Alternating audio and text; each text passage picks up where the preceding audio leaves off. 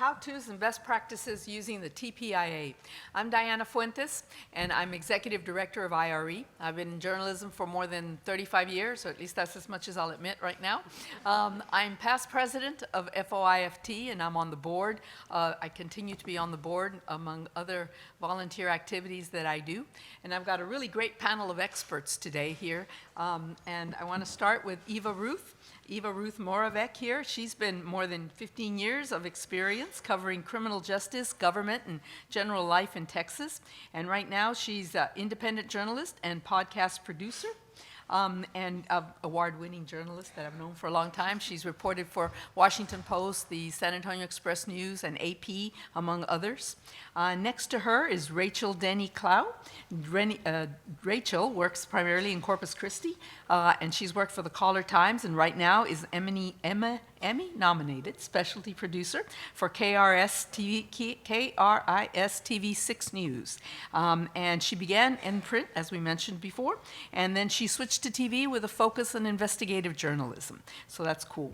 And then Bob Moore, many of you know. Bob Moore has been pretty much done all kinds of things, many leadership roles. He's been in journalism also for a very long time, 40 years. He beats me by a little bit there. And right now he's founder and CEO of El Paso Matters, a nonprofit news organization that's been publishing since 2020. And he's been in Texas, Colorado, and he's been freelance reporting for the Washington Post, for ProPublica, and Texas Monthly, again, among lots of them. And these people are here because they know a lot about freedom of information and the TPIA. And that's basically what we're going to talk about today.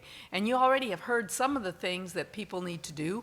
One of the first things I wanted to mention that I think is a very basic thing that we need to say is that reporters out there, one of the first things you all need to do, and it seems very simplistic, but a lot of people skip this part.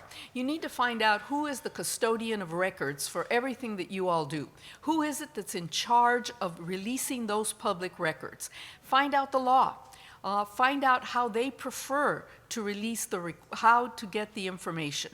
While there are basic information, for example, FOI, officially, there's not supposed to be a form. We all know that there's standard operating procedures, and we all know people are human, right? Some people like to get it in writing. Some people don't mind something in email. Some people don't mind if you ask them in person or over the phone.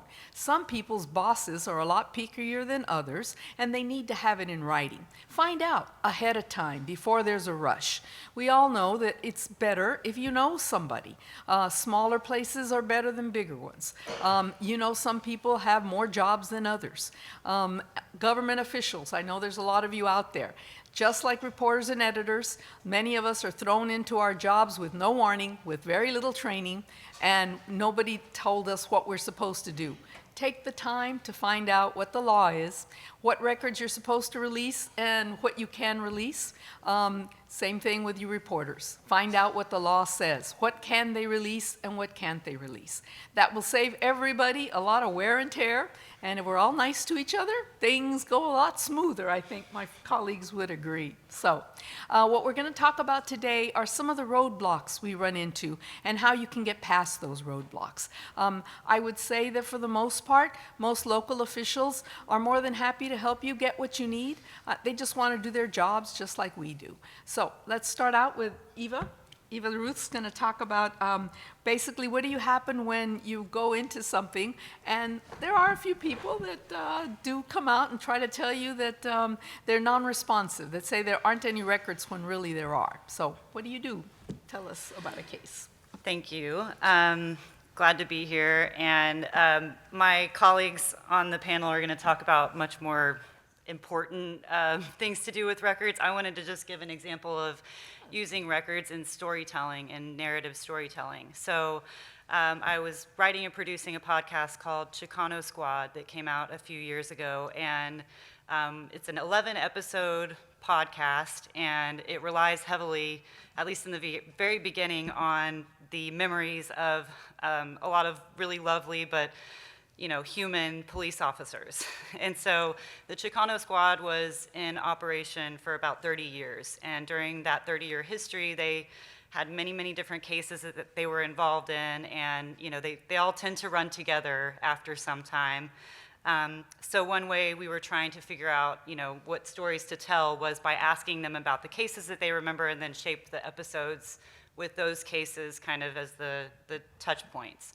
So there was, one guy throughout this whole 30-year history and multiple interviews with officers and other people in the area.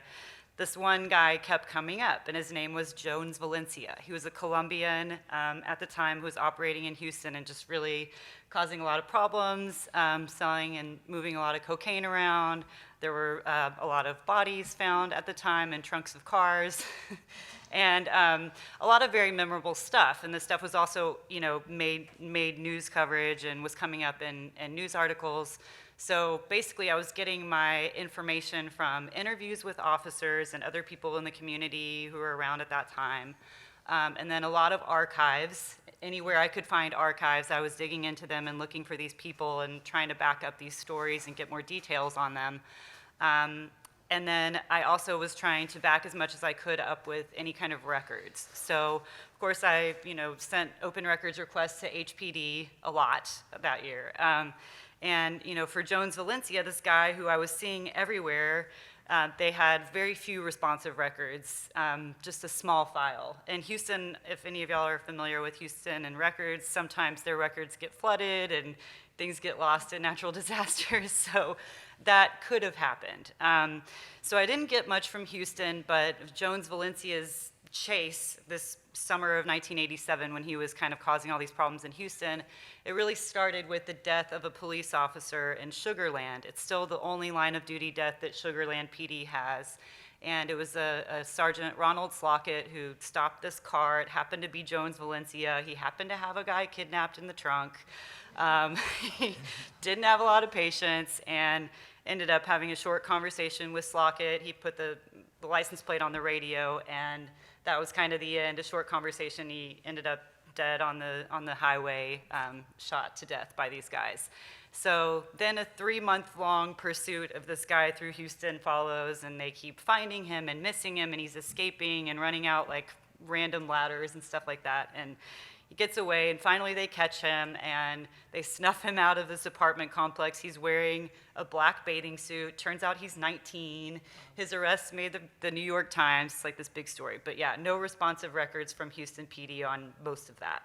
So anyway, I did end up also sending records requests to basically anybody, any other agency around that time, so also like DPS, and the Harris County Sheriff's Office, anybody who would have been involved in the pursuits, and of course Sugar Land PD, where it started. And I ended up getting just a trove of records from them, not only all the cases that HPD was working and had connected to him as well, but all of the interdepartment communications, which was really cool about how this pursuit was affecting their, operations and how they could work together better. So, yeah, long story short, just canvass the area and look for other agencies that may have been involved in some way, but maybe didn't have the lead case. They might still have a lot of good stuff, and we ended up doing 2 episodes of the 11 just on Jones Valencia and the fun times, or not so fun times. So that's an excellent suggestion to what happens when you get a roadblock.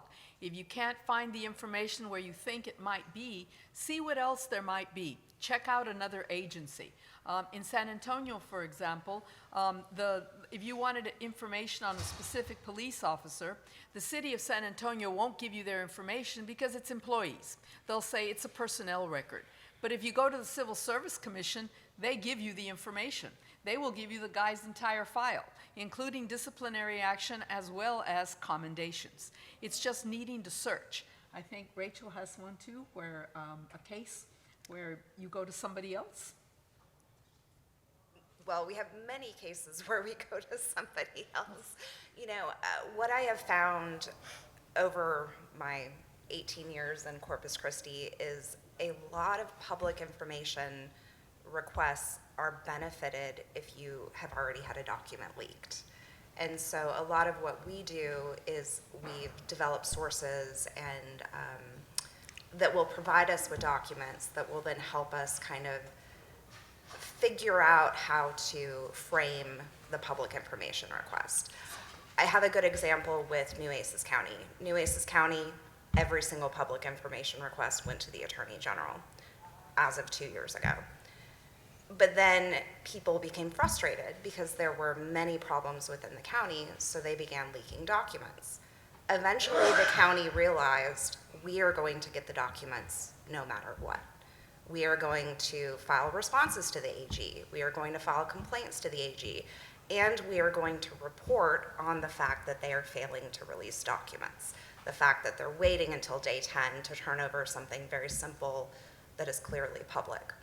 Today in Nueces County, we receive our documents typically within 1 day of filing a public information request, because they know what we will do if we don't get the documents. So holding people accountable, another way to get past it where they're going to be unresponsive. They talked about that in the previous panel, right, where someone had asked about that. Is it worth, as John called it, public shaming? Sometimes it does work. Like it has in Nueces County. I think it matters a lot on whether it's a lot of turn of the wheel, because I think the public doesn't always care what our problems are, but when it affects them, like in this particular case, when the public is not getting the information, that's when it matters. And if we can sell it that way, that's what matters. So another good way to get past the roadblock of you're not getting the right information. Another roadblock is getting information from the courts. The courts are not subject to TPIA, but they are subject to judicial rules. The judiciary is under different kinds of public information laws, but they are required to release a whole bunch of information. And Rachel has an example, so let's hear it. Thank you so much. So in January, a petition was filed to remove the Nueces County District Attorney. And much of that petition was based on investigative reporting, both from our station. Chase Rogers, who's now with the Statesman, also did extensive reporting as well. It really, for us, began when we started looking at dismissal rates in the district attorney's office. And so that involved filing public information requests, so, you know, from the county judge to the district attorney's office to the district clerk. But there were more records that we needed. And so by filing Judicial Rule 12 request, which I didn't really know anything about, it was the first time we had used it extensively, all of a sudden judges were scared and they didn't want to turn over records that they had to turn over. And so we began a lot of conversations with the judges. Ultimately, we were able to get them to comply with Judicial Rule 12. And as a result, we discovered that cases were being dismissed in order to meet requirements of the CJIS requirements, so the Criminal Justice Information System. So essentially, to meet CJIS requirements so that the Office of the Governor would continue to award grants to the county, they were dismissing cases to the tune of 70% over a year. And the grants that they were being awarded from the Office of the Governor were grants designed to help them in prosecution of the cases that they were dismissing. Utilizing Judicial Rule 12 really helped open up the investigation into this, because when we compared the documents that we got from the DA's office and the documents that we got from the judges, there were gaps in information that was given to us that helped really tell the full story. And you know, it was a kickoff to many investigative pieces, and the district attorney has now resigned. He was set to go to trial in December. Huh. A good success story there. Bob, I think you've used Judicial 12, Rule 12 a lot. What can you get with that? Yeah, so you can get a lot of really rich administrative court records if you want to learn about docket management. But I'll just share one thing, and stop me if you've heard this story before. We had a district attorney who was dropping a lot of cases, and we had a hard time getting information about it. So we were able to finally get the records through the court end using Rule 12 and then a couple of other things. We found out that the district attorney had just simply not filed timely paperwork in probably thousands of cases. We looked at the first batch of a couple hundred, and we were able to kind of go through and show that most of them were family violence cases and some low-level drug cases, but there was one or two felony ones in there too. The DA, our reporting wound up being cited in a removal petition, similar to what happened in Nueces County. The DA in El Paso, Yvonne Rosales, also resigned after that work and a bunch of other stuff. There was a lot of really horrible stuff going on in the district attorney's office. So that's the kind, and obviously, the DA is not going to be turning over to us any of their records on cases they're dismissing, and the public defender was kind of caught in between. So that was kind of the one source for those records. Judicial Rule 12, that's a good one to get brushed up on, you all, and figure out exactly how that can benefit you from getting those kind of records. When you can't get them from someone else, look at Judicial Rule 12. Another possible, well, we've heard today, and we all know that the AG's office right now is flooded with a lot of things, with a lot of record requests, and there have been a lot of impediments in many cases in terms of the AG's office. But that said, the AG's office has often helped us with rulings that are in our favor. And there's been a recent case, or Bob has a good case right now, or that he's going to tell us about? So this story is both a comedy and a tragedy. We did an investigation this year, reporter Victoria Rossi, looking at extraordinarily high levels of sexual harassment taking place in the El Paso Police Department against women officers. And she filed dozens of open records requests. Every one of them was like sent off to the AG. And most of the time we didn't win the records. Other times we managed to pry some things loose. But then the last batch we filed, we get this really interesting ruling from the AG. And I want to note that the city waits 15 working days to file its request with the AG. The AG takes the full 45 working days to send the following response to the city.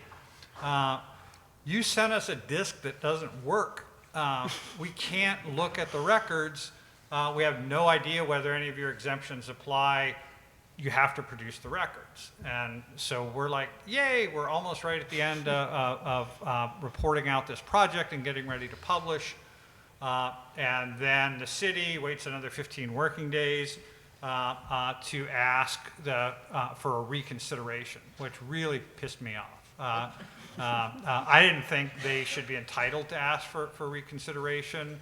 It's very rare that the AG does that, but the city, and I figured this might be somewhat problematic, the city suggested that there may be some mandatorily accepted material in the alleged functioning disk, which the city swore worked when they sent it out of the office. And so we wait another 45 working days. And I had asked the AG, please, if you're going to make them release this stuff, just rule quickly. When it kept dragging on, I kind of figured, we're going to be in trouble here. So the ruling comes back, and you could tell the AG is just pissed that they're having to deal with this. So they write a very lengthy letter. And by the way, my rule of thumb is like if the letter comes back in a really thick packet from the AG, we're probably going to win. If it's a one-pager, we've lost. So we get this really thick packet, and the AG basically orders the city to release almost everything except some cell phone numbers on the grounds that they never provided any information to back their main claim that these cases that we were seeking were subject to a pending criminal investigation. And secondly, the city had claimed an exception against release of police disciplinary records that only applies to cities of more than 1.5 million people. And the attorney for the AG pointedly notes that El Paso indeed does not have more than 1.5 million people. And then at the end it says you have to release all of this stuff. And by then, so we're like months into this project, and we finally get the documents like 2 months after we published the series, which often happens with this. But I was kind of curious, so I asked the city, like, why did you claim that there was a pending criminal investigation when you knew damn well there wasn't? And two, why are you claiming exceptions for cities of more than 1.5 million people when you know damn well you don't have more than 1.5 million people? The city's response back to me, and this is the tragic part of it, said they have relied on prior AG rulings that let them withhold records relating to internal police investigations, disciplinary cases, even though that's not what the statute says that they claim. And they've also claimed this other exception for cities of more than 1.5 million, and the AG always grants them requests to withhold. Now, I haven't had time to go back and dig through all of that, but I suspect it's probably true. I think we all know that the AG, by law, has to give great deference to claims made by governments. And, you know, I'm one who has always suspected that claims made by government sometimes can be bullshit. And here we have, like, finally documented proof that the city was falsely claiming stuff. And they, you know, that even in their letter to the AG, they never even mentioned like criminal investigation or anything like that. They just said investigation, and then they have, of course, the material I can't look at, which is, it turns out, proof of an internal investigation, which we knew they were doing because it was an HR complaint. So when I say it's both comedy and tragedy, the defective disc thing was like the funniest ruling I ever got back from the AG. The real tragedy to all of this is that in the time it took to get these documents, they really weren't of any use to our reporting. And then also you kind of get this confirmation that the city's been gaming the system. I'm still trying to figure out what to do with that. This is still freshly in my mind. That's a good one. Yeah, assuming, of course, that the law is, right, assuming that the government is providing facts and assuming that the facts are true, which now we have proof that, no, they're not, which is a scary thing. And one of the points that was been brought up all day today and earlier at the very first panel, which is that it's time, as Donis was saying, to look at revising or looking at renewing, and it's 50 years old, TPIA, and we need to see something about putting some more teeth into the law. In talking about this, though, because we do have cases, though, where the AG's office is backing us up. And Eva, you've got some cases where it has been helpful? It's, again, nothing earth-shattering, but I would just say smaller things that have been beneficial to me in the past. Definitely writing a letter when, and I know Rachel mentioned this as well in our conversation last week, but writing your letter when your request gets kicked up to the AG's office and the agency sends their letter, write your own letter as well. We've also had successes, I think, up here on using the hotline with the AG's office. If there's something that you feel like an agency is doing that's, you know, against the law, you can reach out to their hotline and they're surprisingly responsive. And then every month, I run this nonprofit called the Texas Justice Initiative, and we deal with a lot of data from the Office of the Attorney General. And in entering this data every month, we come across a lot of mistakes or missing reports, and we try to also follow up on those and get them submitted correctly so that the record is complete, because we're not trying to go after agencies for filing false or wrong reports. We're just trying to have a good data set. And a lot of times I'll email the agency and the person on the report with their email address is listed. And so I often copy the AG's office if I feel like they need a little bit more weight to my email saying, as per law, this is what you need to file. And I have found that not like that anybody has to do anything more than that. Often it's just an oversight or something that needs to be, somebody was off or something. And so it usually results in a more corrected record, which is in the end what I'm trying to achieve for TJI purposes.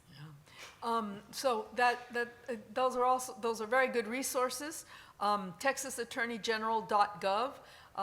That's where you'll find the hotline, which I guess I can tell you all, most people already know it, but the 512-478-6736, 512-478-6736. It's on their website.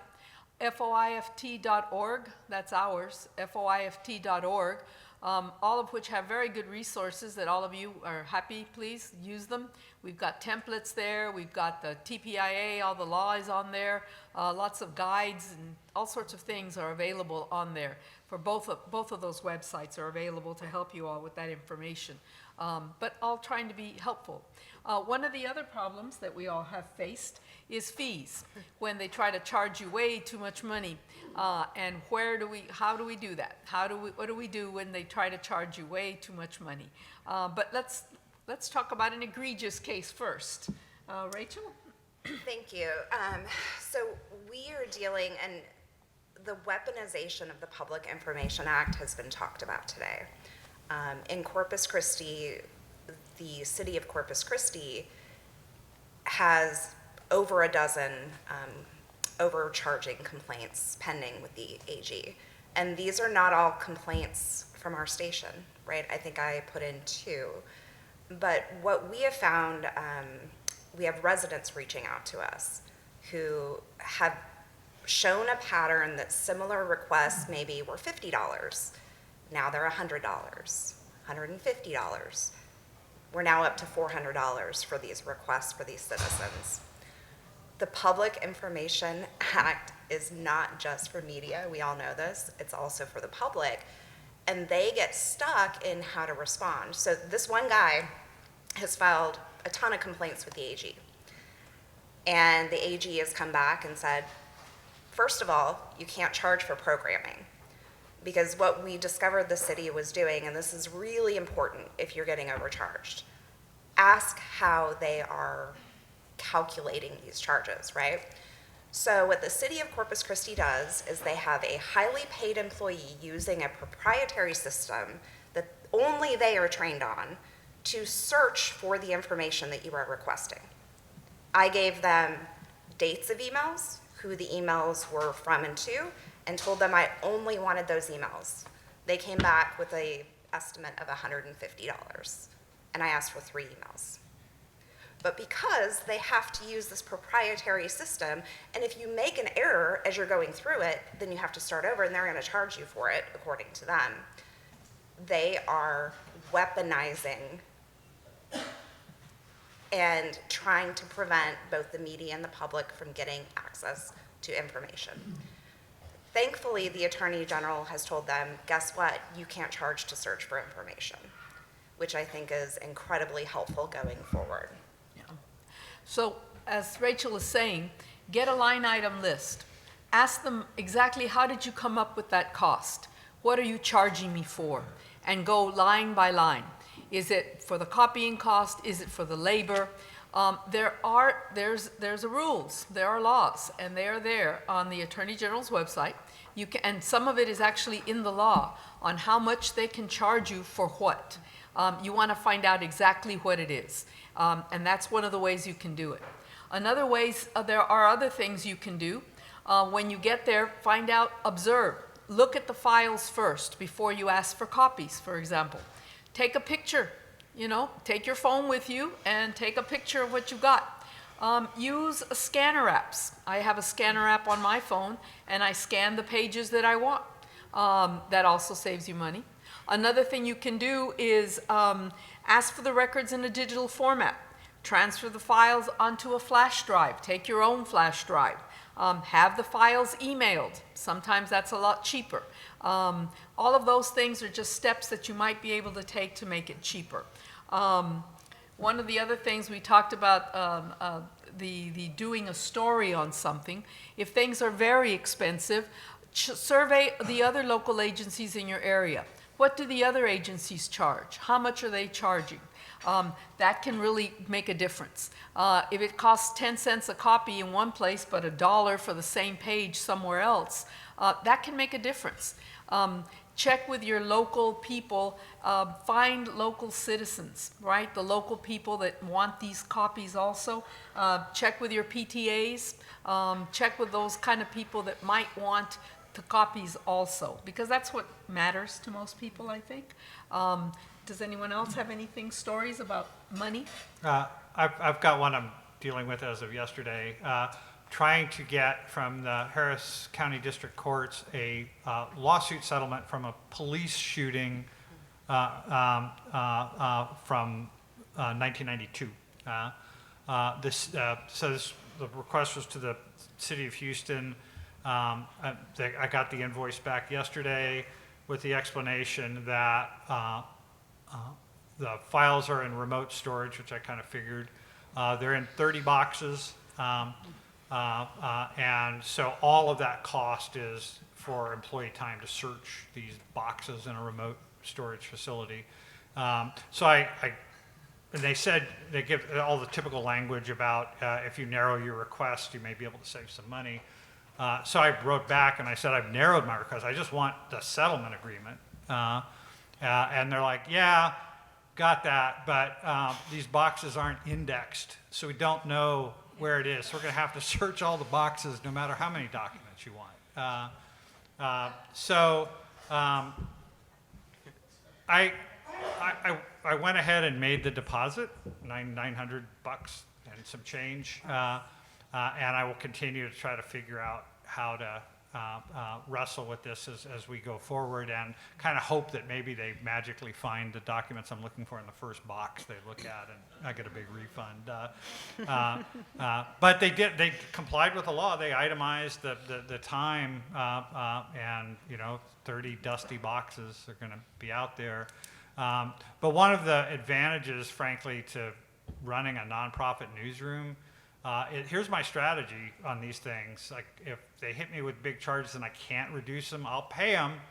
And then when we write the stories, we'll do a story afterwards explaining to readers how we did it and how much it cost us, and ask them to help us. That's proven to be effective. If you want to be the first to help, if you go to elpasomatters.org, up at the top of the page there's a donate button. All yours. Thank you. That's a good one. We've talked a lot about these roadblocks and how you can, some of the steps you can take, but sometimes the last thing you got to do is call in the big guns and appeal. You got to call in the lawyers. Some of us can afford that.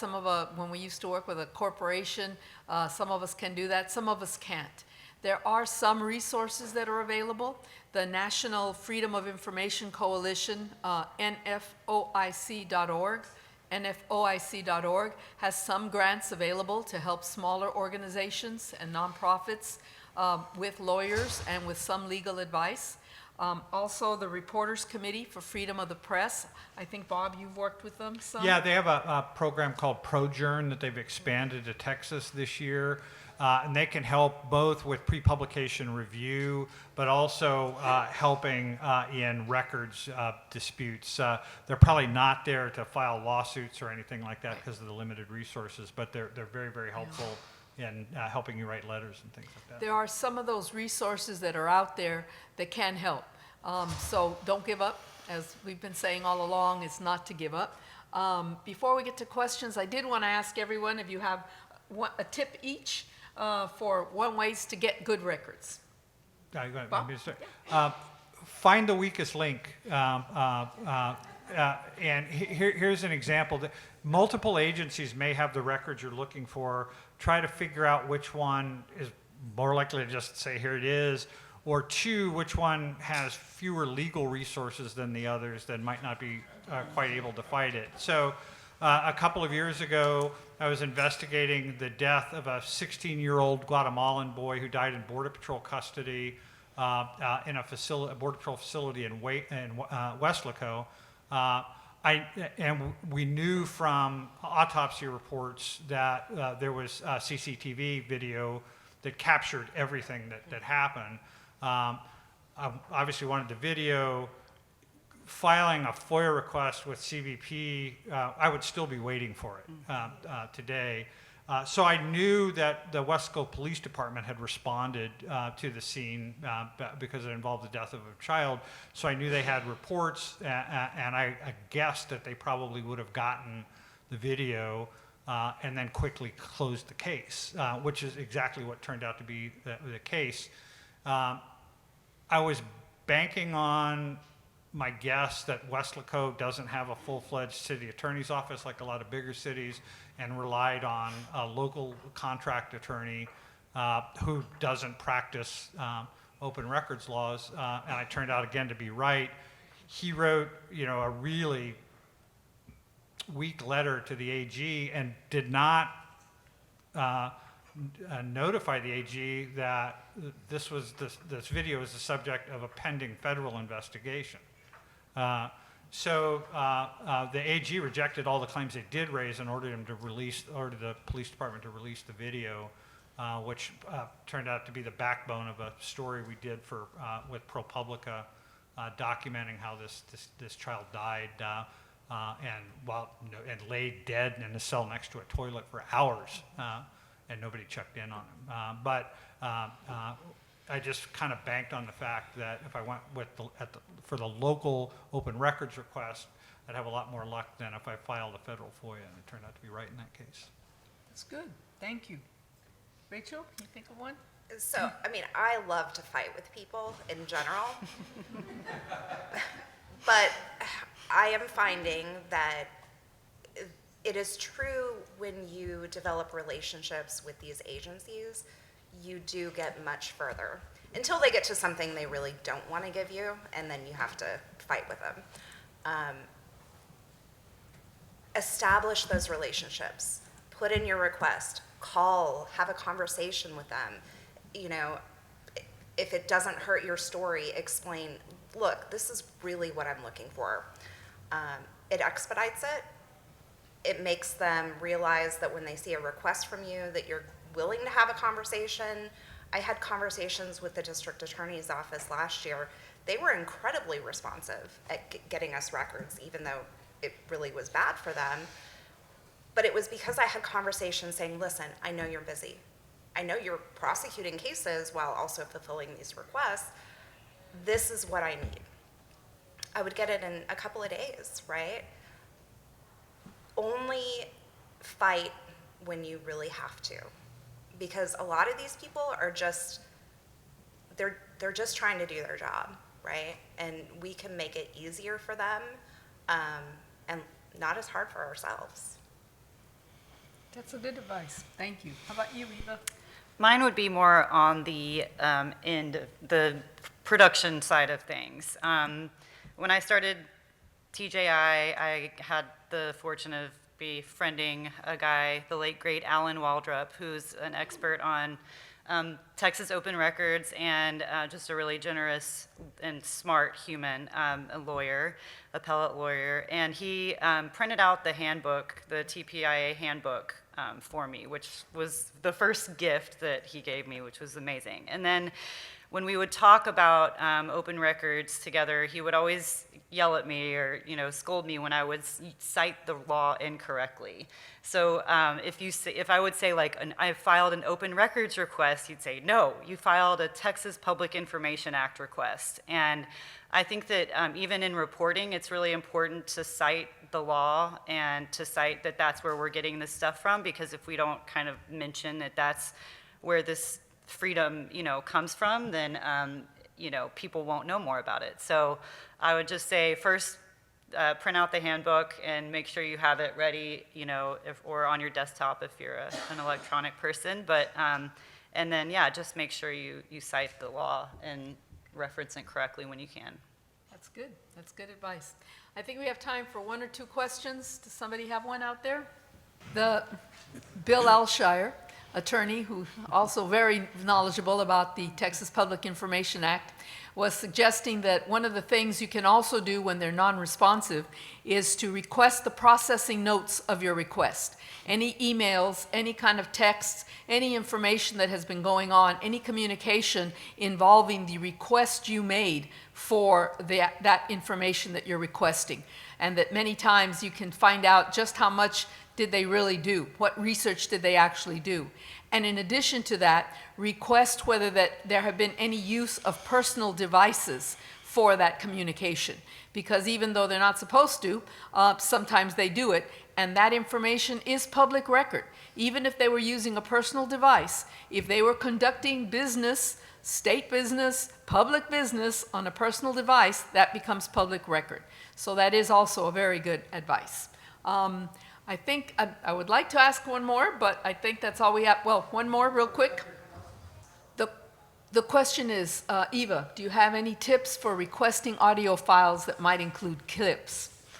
So it's just kind of the easy route, but it's the blanket any and all recordings to include, audio, video, be very specific in what that any and all includes, but be vague enough that it could include many things. And then definitely look at archives. I think that like university archives and just other nonprofit archives that exist out there have so much information, so many audio and video resources that are untapped that I would really recommend checking there too. Even if it just leads to a more specific way to request something. Maybe you'll get like an address or a name or a date of birth or something in an archive that you can then use to further your search. Thank you. My last tip is just kind of a funny one, but out in LA, Bill Gearhart said that he sent birthday cards on the anniversary of every one of his requests. And he thought it was really funny because by law, they have to include that as part of the file. And so he said it didn't work very well for him. But it actually worked very well for a friend of mine, Rebecca Sanders of the Arizona Republic.